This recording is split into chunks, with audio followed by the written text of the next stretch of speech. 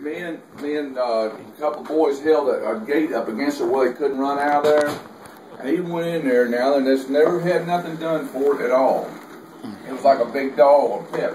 It would come up and want to just want you to scratching it, but it never was broken. Never had a bridle. He went in there and put a bridle on that thing with a lead rope. That thing hauled him out in that field. I'm telling you, it was unreal. In 4 Moving hours, around like a rag doll. for a while, but in 4 hours he had a saddle on it and was riding it. In 4 hours, wow. And it never bucked the first time.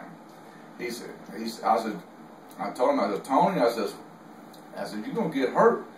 He said, man, he says, I'm too old to ride bucking broncos. He says, and when I get on this horse, it won't buck. And he sounds like a horse whisperer. Well, I'm telling you, he worked with it for an hour and a half or 2 hours with just nothing but the lead rope and what do you call it?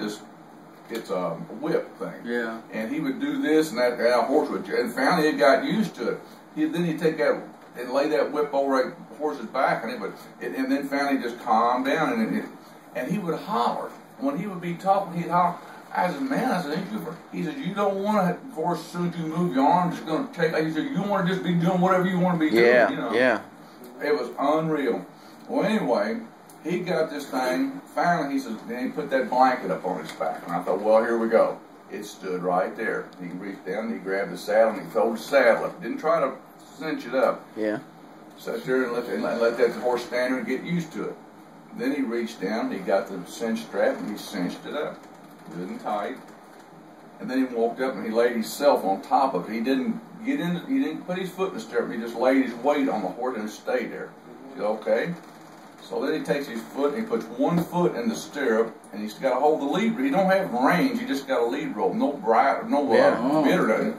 He put the weight on that thing and it didn't move, so he stood up.